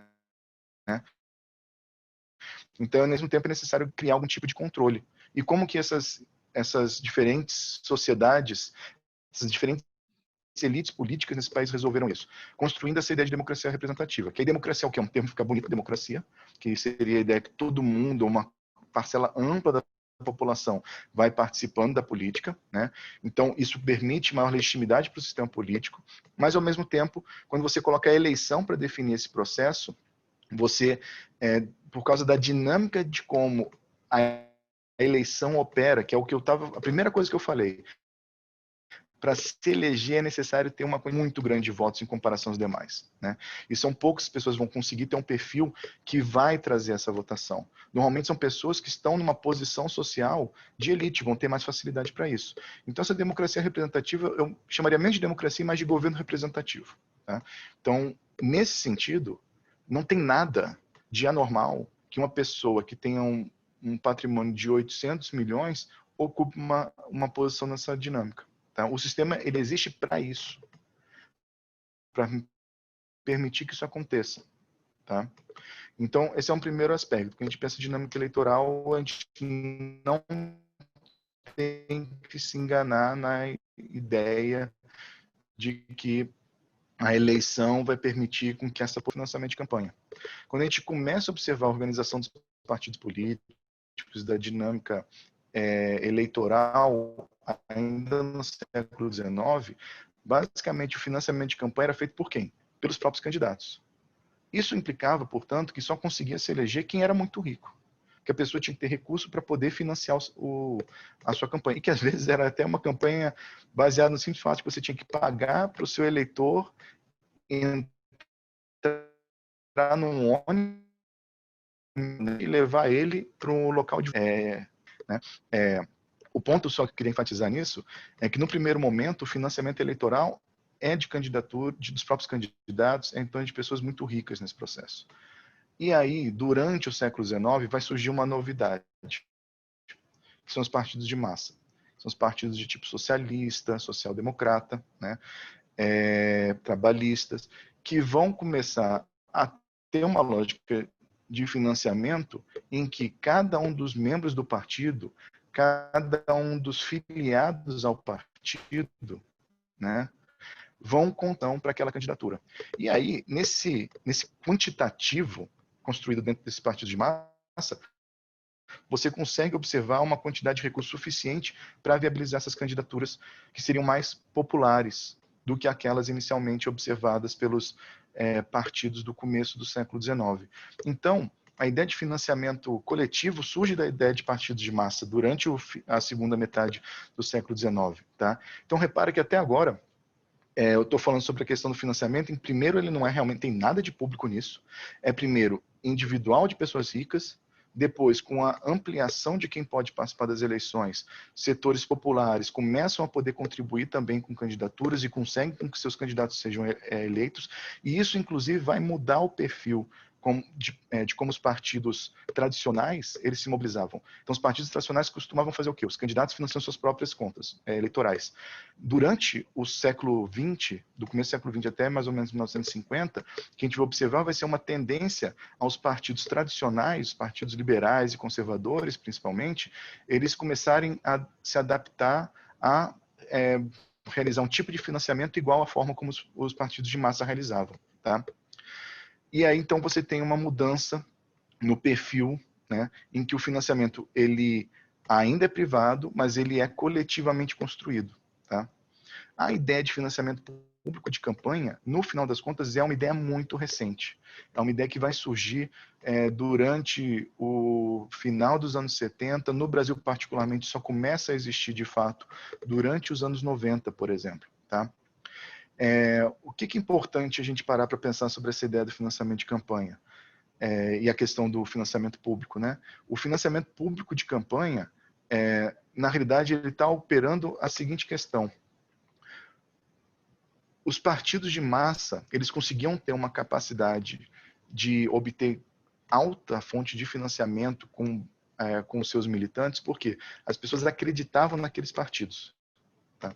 Só que durante o século XX, a gente observou uma série de mudanças do padrão de comportamento das lideranças partidárias desses partidos de massa, em grande medida partidos de viés social-democrata, né, que começaram a trair as premissas iniciais do que eles defendiam junto aos seus eleitores. Então, os eleitores eles deixaram de confiar nos partidos políticos durante o século XX. E essa baixa confiança não é só que as pessoas deixaram de votar, elas deixaram de financiar o partido também. E aí, nesse momento, os partidos eles estão numa sinuca, que eles têm que arranjar o financiamento de algum lugar. Seja militante, você não tem mais como conseguir o apoio deles. Então, você pode buscar nas empresas ou você pode buscar no Estado. Percebe? Então, nesse contexto, tanto o financiamento público quanto o financiamento empresarial passa a ser uma fonte de sobrevivência para os partidos políticos a partir daí. E aí tem uma caracterização importante que é entender que financiamento empresarial não tem nada de financiamento, é investimento. Eu sei que é uma quase... parece até um termo que não é das ciências sociais, mas tem um professor, inclusive, que escreve isso, David Fleischer. E faz sentido, né? Que, de fundo, não é uma dinâmica de simples financiar uma ideia ou valores. Na verdade, você está fazendo investimento naquele contexto. Então, e aqui eu vi que a Mariana abriu o vídeo, que eu devo estar falando demais. Então, já estou chegando no finalzinho aqui. A gente vai ter, desde os anos 90, não apenas no Brasil, mas em diferentes países ao redor do mundo, essa importância do financiamento público como uma forma de garantir a sobrevivência dos partidos, mas, ao mesmo tempo, tem um efeito do ponto de vista da viabilidade de opções que não são dos setores mais ricos da sociedade. Né? E aí, o que significa essa proposta do Novo? Né? Por que eles estão apostando nisso? E é muito curioso se olhar a composição das candidaturas do Novo, né? Que você tem lá menos de 5% de negros, combinados pretos e pardos. É uma coisa assim assustadora. A forma como o Novo se apresenta politicamente, da forma mais desavergonhadamente racista, de fato. Né? Acho que isso não tem dúvida para falar o que é a forma como o Novo se apresenta enquanto partido político. Mas, ao propor o fim, a impossibilidade do financiamento público de campanha, de um lado, o financiamento empresarial não está mais disponível. De outro lado, a gente não tem uma mobilização forte entre os eleitores para financiar um partido, mas a gente tem uma autorização do TSE que os próprios candidatos podem financiar com seus até 10%, tá, dos rendimentos que essa pessoa veio a ter durante o ano na sociedade para a dinâmica da competição política, né? A gente acaba observando, no final das contas, um cenário em que, se você tira o financiamento público de campanha, só os ricos vão competir. É simples assim. Então, tudo bem, a gente pode ter alguma candidatura negra rica competindo e ganhar? Pode ter. Mas é só a gente observar qual é a composição da sociedade brasileira e onde está majoritariamente concentrada a população negra. Não está entre as camadas mais ricas. Né? Então, essa proposta do Novo é muito interessante porque eles podiam ler coisas que são muito recentes, sabe?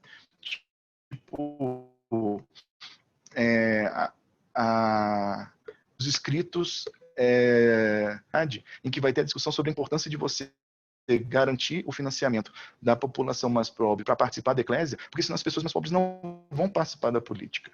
Então, na verdade, eles não estão fazendo isso de forma bonita, para defender que tem que ter menos investimento do Estado, né, na política. Não, eles estão, na verdade, fazendo isso para excluir, porque eles sabem muito bem quem vai se prejudicar com esse processo. São os setores mais pobres da sociedade, que vão ter mais dificuldade de mobilizar a capacidade de se autofinanciar. O próximo passo, óbvio, que na verdade acho que faz parte das próprias premissas de partidos que têm esse tipo de mote, na verdade não tem também que pagar absolutamente nada para os parlamentares. Beleza. Então quem que é o louco que vai ficar lá votando sem conseguir botar o pão na mesa, né? Só um empresário, né? Então é isso. A relação entre dinheiro e financiamento política é complexo. Mas o mais importante, não pode ser lido de forma simplista como a perspectiva do novo traz para a sociedade. O que me espanta é que as pessoas elas caem muito facilmente nesse discurso, mas obviamente isso tem um impacto negativo para se pensar as estruturas de desigualdade social, em que medida elas vão ser reproduzidas na política e nas candidaturas negras. Aí, desculpa, eu não fui elaborar muito nas candidaturas negras, cara, mas é porque eu acho que é auto-evidente, né? Pela simples situação em que você não vai ter esse perfil. Tem uma coisa assim, é muito interessante pensar Não, deixa, acho que eu falei demais já. Tem bastante coisa aqui já. Foi mal. É isso, Rafael. Não sei se deu para colaborar um pouco nessa discussão. No caso, ainda tem duas perguntas, eu vou tentar combinar elas um pouco aqui. A primeira, eu acho que as duas têm a ver um pouco com uma janela de oportunidades assim, das candidaturas de pessoas negras. A primeira tem a ver com o contexto da assinatura do Estatuto da Igualdade Racial, que o Paulo Paim fala que tinha uma cláusula lá sobre cotas políticas e no serviço público para pessoas negras, e que essa cláusula foi retirada, e que agora uma disputa está ressurgindo de uma forma mais ampla. E aí a pergunta foi do Raul, o que muda do contexto para que essas... E a segunda pergunta, que eu acho que tem um pouco a ver, é sobre os mandatos coletivos e como que eles também funcionam como uma oportunidade desse contexto de agora, para driblar um pouco essas desigualdades raciais, de gênero e, assim, que se apresentou. Sobre a janela de oportunidade, é uma pergunta do Raul, né, que você tinha falado. O que eu acho que a gente tem que pensar? Não vamos olhar para as cotas raciais ou algo nesse sentido, não. Vamos mobilização de diferentes setores da sociedade civil organizada em fóruns internacionais, por exemplo. Tá? Então, toda a sequência de discussões sobre a necessidade no movimento de mobilização internacionalmente para tratar sobre essa questão de inclusão forçou e trouxe, na verdade, uma série de pressões no contexto brasileiro para a implementação das cotas para as mulheres aqui. Tá? E aí, sempre lembrando, e quando as cotas são construídas, elas são construídas de uma forma que, inclusive, elas não funcionam. Tá? Porque se a gente for pegar as eleições, possivelmente eu vou errar as datas aqui, quase com certeza. Mas se as cotas elas são implementadas em 95 ou 96, e a gente compara o número de mulheres eleitas de 94 para 98, tá? Em 94 teve mais mulheres eleitas do que em 98. Tá?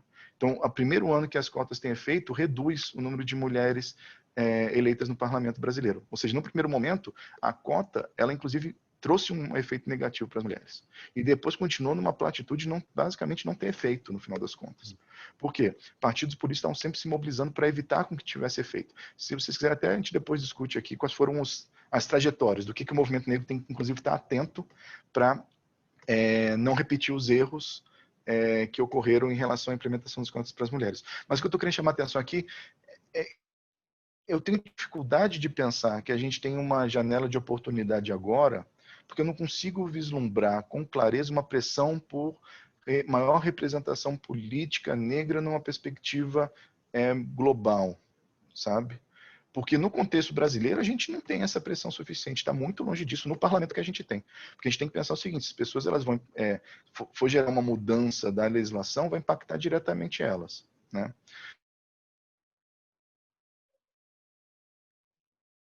Consigo vislumbrar a possibilidade de que isso venha a acontecer agora é muito pequena, sabe? Acho que não tem um acordo político, não tem uma pressão social suficiente. Obviamente, se houver uma ampla mobilização social, pode ser que ocorra alguma coisa, né? Inclusive, até pensando na mobilização através de tribunais, as próprias respostas que os ministros estão dando no momento ao questionamento da Benedita, deixa bem claro que o segundo ponto que a Benedita questiona, que é para implementar cotas para candidaturas negras nos partidos políticos, né, nas candidaturas, está sendo rechaçado por todos os ministros que votaram até agora. Não tem nem papo com isso. Porque não, e aí nesse ponto eu até concordo, não tem que ser o TSE que vai definir isso. Ele não pode legislar a composição de como vai ser a dinâmica eleitoral. É realmente muito complicado chegar nesse ponto. Isso demanda muito uma ação no contexto do legislativo. E aí, se a gente for pensar, o contexto atual, com a pressão do presidente que a gente tem, não vai para frente nunca. Tá? Mas só não tem nem que imaginar que tem espaço para isso. Tá? Acho que tem que pensar nessa perspectiva. Então, essa janela de oportunidade internacional não é simplesmente o fato de que está na mídia, né? É um fato que existe uma articulação internacional em torno dessa questão. A gente não tem isso ainda, pelo menos na minha perspectiva. Tá? Então, eu seria meio reticente em imaginar que a gente tem como aprovar as cotas nesse contexto. Ao mesmo tempo, de fato, nos últimos anos, acho que a gente nunca teve um cenário tão favorável, só que é um cenário que saiu de uma chance de 0,5% para 0,7%. Tá, não tem chance disso acontecer, do jeito que o nosso parlamento está constituído. Né? Mas eu acho que o que eu recomendaria é pensar muito em olhar qual foi a experiência de implementação de cotas para as mulheres, para pensar os caminhos que permitiram isso acontecer. Sobre os mandatos coletivos, Henrique, eu acho que é melhor o Cris falar. Que eu, particularmente, eu estou esperando ansiosamente para o mês que vem chegar, que ele vai fazer uma apresentação aqui no ANB e exatamente sobre esse tema eu quero muito escutar ele sobre isso. Porque da última vez que me perguntaram sobre mandato coletivo, eu falei, eu não sei. E eu vou dar exatamente essa resposta para você agora, que eu não sei nada de mandato coletivo. Você quer falar uma coisa, Cris? Eu vou pular o mandato coletivo hoje, porque a gente vai falar sobre o nosso artigo dos mandatos coletivos em algum dia, eu não me recordo que dia que é, acho que é na semana que a Áurea vai falar conosco. Então, que aí junta alguém que fez a movimentação e com o nosso estudo. Tá. Então eu vou tentar. Tá. Eu posso, se você quiser. Não, eu só queria, porque a gente está quase terminando. A gente precisa. Tem 1 hora só e 40 minutos de meeting e ele vai acabar com a gente falando no meio. Mas é porque eu queria falar uma coisa importante.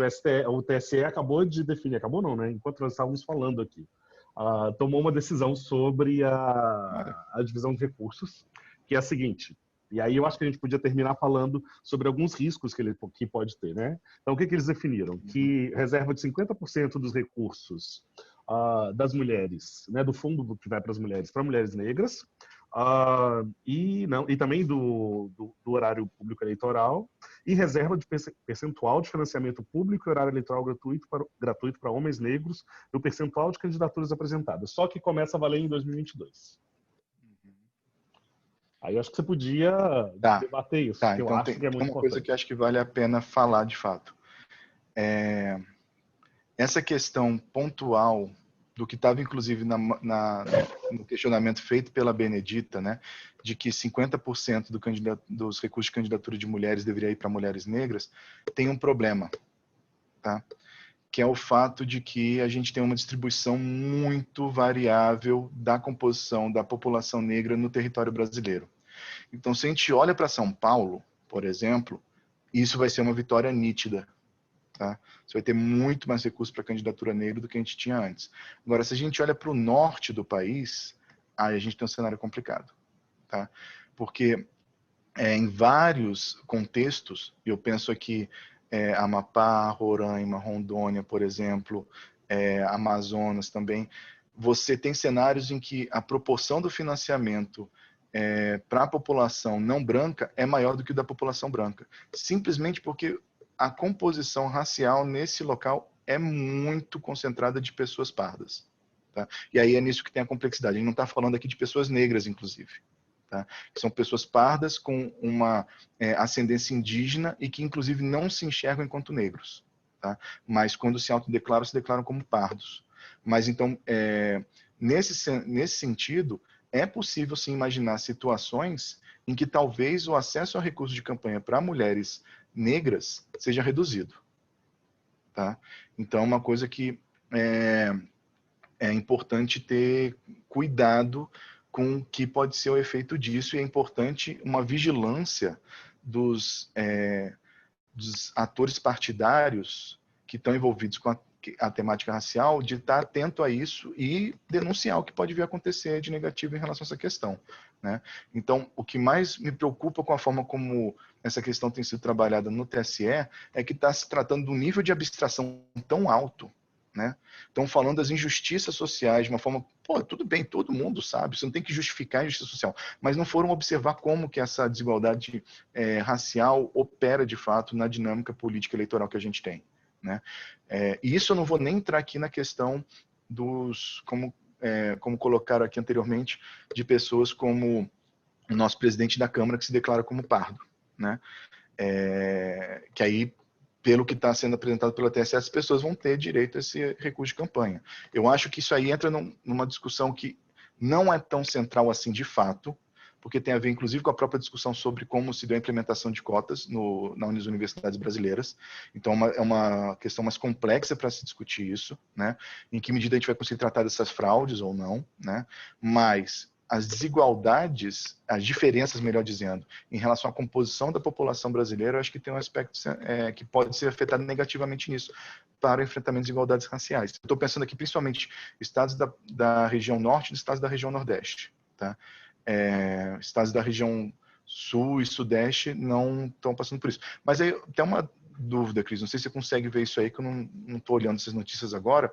Porque tinha um voto, porque tinha um voto do Alexandre de Moraes em que colocava que haveria uma regra de transição e que o percentual que os partidos deveriam dedicar para as candidaturas de homens negros eram os percentuais relativos às últimas eleições municipais. Isso, isso mesmo? na matéria que eu estou lendo não anuncia isso, não. Não anuncia, porque calma aí. Tem uma parte aí que fala do Moraes, tal. Não, mas não explica isso, não. Porque isso seria uma coisa meio ruim também, né? Então, eu ainda estou em dúvidas. Eu estou tentando entender o que vai ser efeito disso, desse aspecto especificamente. No primeiro momento, eu achei que isso ia ser negativo, tá? Sim.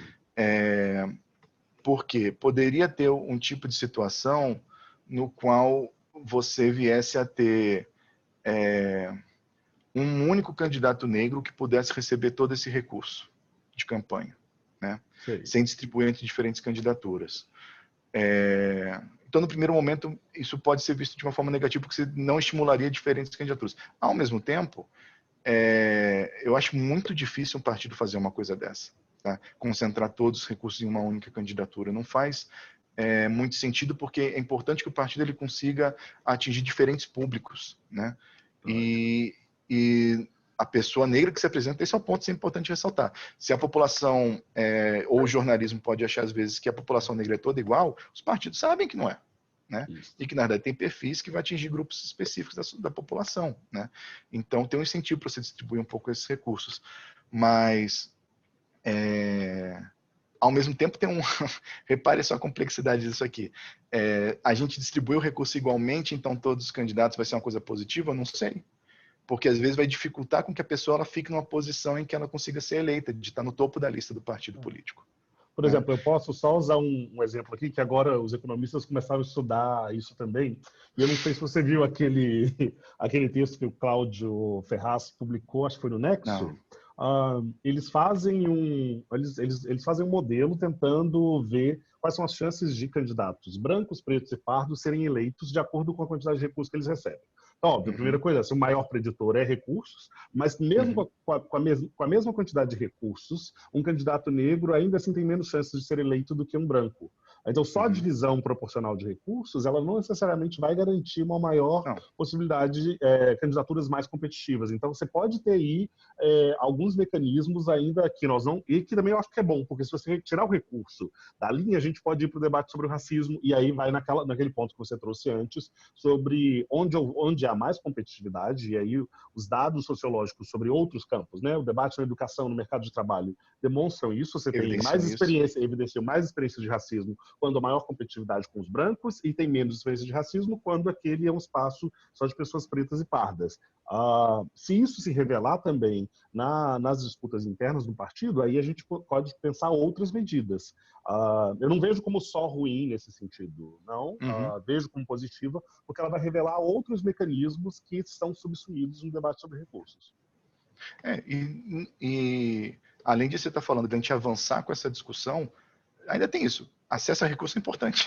Exatamente, é fundamental. Então, dá dinheiro para a população preta. É isso, claro. Tá certo. Não está errado fazer isso, não. Agora, a questão é que, às vezes, a forma como você escreve o texto, você pode não ter esse efeito por causa da distribuição regional dos recursos, né? Claro. De novo, essa aqui é a coisa que mais me preocupa com o que pode acontecer aí. Por exemplo, esse é o problema que nós vivemos com as cotas para pós-graduação na UFMG. Que, diferente, por exemplo, da que vocês votaram na UNB, que é aquela em que todo mundo compete numa mesma lista e você distribui cotas e não cotas de acordo com a colocação, na UFMG é determinado um percentual. Então, isso faz com que, ao longo do tempo, os candidatos negros tenham uma competitividade maior entre eles pelas vagas do que os brancos. Porque são poucas vagas para muitos candidatos, e se eles tirarem notas melhores do que os brancos, eles não podem simplesmente ser transferidos para seleção, como é que chama? Universal? Para universal?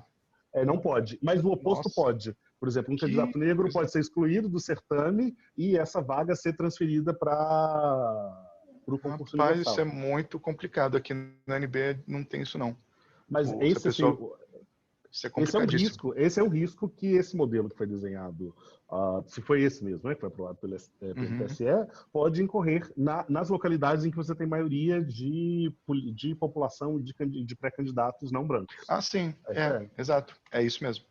É potencialmente isso que vai acontecer. E aí eu não sei... E também vai ser em localidades em que você, por exemplo, tem muito poucos negros, eu não sei qual é o efeito que isso teria. Enfim, eu acho que tem um problema do desenho da proposta, porque ela ficou muito etérea. Isso. Então, até o argumento que os juízes estão trazendo é muito desconectado com dados que informem sobre a realidade eleitoral. Eles estão falando muito mais preocupados com as desigualdades materiais e socioeconômicas do que as desigualdades em relação ao acesso de recursos de campanha e de alocação de financiamento, no fundo. Concordo plenamente contigo. Será que a gente tem tempo? Tem uma pergunta aqui que apareceu, eu queria comentar muito rapidamente, que a Isadora colocou. Por que a diferença entre efetivação de uma candidatura ser de fato eleito do nível municipal para federal para pessoas não brancas? Um comentário que eu teria para fazer é o seguinte, Isadora. Tem uma coisa interessante que as eleições federais são muito mais difíceis para a população negra, não branca de forma geral, né, do que as eleições municipais. As eleições municipais são um contexto em que a gente quase tem igualdade de competição, tá, entre a população branca e a população não branca, de forma agregada. Tá? Essa desigualdade ela vai aumentando quando a gente observa cidades de grande porte. Aí, de novo, onde tem maior competitividade, aí a gente tem maiores problemas, e aí o racismo ele vai operando tanto no nível do partido quanto no nível do eleitorado. Né? Então, nesse sentido, a eleição federal ela já parte desse patamar competitivo mais elevado, o que já acirra, então, essa dimensão do racismo.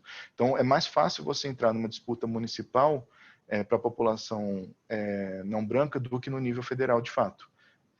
Você tem menos barreiras, no final das contas, né? E além dessa questão de financiamento, quais as outras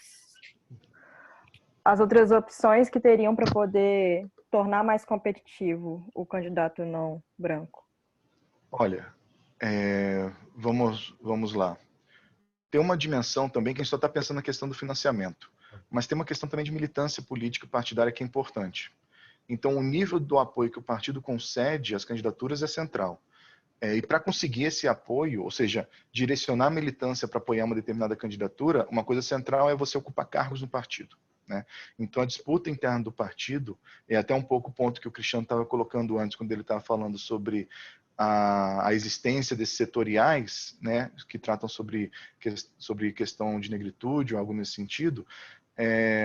Se isso não vem acompanhado com distribuição de cargo de liderança, não tem efeito de fundo, né? Fica um setorial que se guetifica, né, dentro do partido. Não tem condição, então, de influenciar a estrutura do partido de uma forma mais central. E aí isso, o que implica? Não é qualquer posição de liderança também, né? É posição de liderança que traga poder. Então, o que me leva a chamar a atenção para isso? Às vezes tem uma dimensão de uma proatividade da candidatura no contexto do partido para buscar algum interesse para o partido, mas que pode estar externo a ele. Então, a mobilização em um movimento social que pode vir a trazer, ser trazido para dentro do partido, por exemplo, né, e começar a contribuir para a dinâmica do partido, pode ser um contato se estabelecer que pode gerar maiores chances de tanto a candidatura ser vista como possível de ser investida pelo partido, mas também de já mobilizar uma parcela da sociedade para aquele apoio eleitoral no futuro, né? Então, essa é uma outra forma da gente pensar essa dinâmica. A exposição nos meios de comunicação de massa também é importante, né? Então, o que não faltou nos últimos anos foi gente querendo aparecer na mídia só para fazer o nome e depois se eleger, tá? Vamos jogar real, que não faltou aí foi gente nessas últimas eleições que se elegeu simplesmente porque estava com nome nas redes sociais, estava com uma perspectiva de ser exposto. Por quê? Isso aí diz respeito à própria lógica de como funcionam as eleições. Quando estava falando essa coisa do princípio do governo representativo, o governo representativo opera de uma forma específica, né? Ele não é simplesmente a expressão da democracia, é por causa disso. O governo representativo, ele favorece com que sejam selecionados aqueles indivíduos que conseguem se diferenciar na sociedade. Então, estar dentro de um perfil, de um contexto em que você consiga ter exposição na mídia é um aspecto muito importante também, né? Então, por exemplo, se a gente for observar o comportamento atual do Bolsonaro, né? O Bolsonaro, ele não se elegeu presidente, ele se elegeu eterno candidato. Ele está numa disputa eleitoral constante até hoje. E isso aí está rendendo fruto do ponto de vista de pesquisa de opinião. Tá? Então, é interessante pensar, quer dizer que o Bolsonaro vai se eleger quando chegar 2022? Não, porque tem muita coisa para acontecer. Por que ele está tão bem nas pesquisas de opinião? Porque ele se expõe muito, tá? A todo momento para o seu eleitorado, e os meios de comunicação de massa intensificam isso. Né? Então, não estou falando que a gente tem que ter um Bolsonaro negro. Tá? Isso aí pode ser furada. Mas, certamente é. Mas uma pessoa com engajamento público, né, que consiga apresentar a sua figura, né, para a população, acho que é uma coisa importantíssima nesse processo. Que é entendendo como funciona a eleição, né? Não sei, Tâmara, eu acho que tem várias outras dimensões aí, porque a gente não está entrando, a gente só está entrando em aspectos mais institucionais. Né? A gente poderia muito bem entrar numa pergunta mais simples: por que mulheres negras têm dificuldade de acessar a política? Aí, minha querida, tem que botar tudo, tá? Tem toda a estrutura de desigualdade social. Quais são as dificuldades das duplas e triplas jornadas de trabalho, e vários outros fatores, né? Então, eu acho que os aspectos institucionais que eu consigo te colocar nesse momento são esses. Sacou?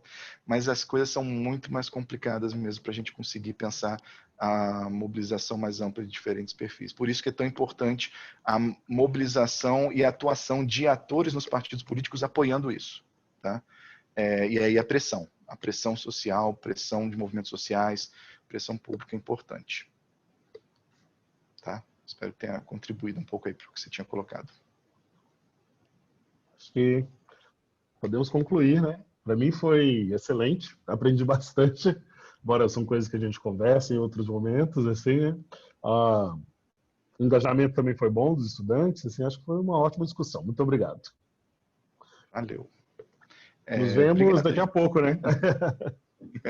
Pois é. Falou, gente. Boa noite aí para vocês. Obrigada. Boa noite, gente. Muito obrigado, hein? Valeu, Cris. Muito obrigado, Mariana. Obrigada. Falou. Boa noite a todos, bom Obrigada. descanso. Boa noite, descansem. Até terça.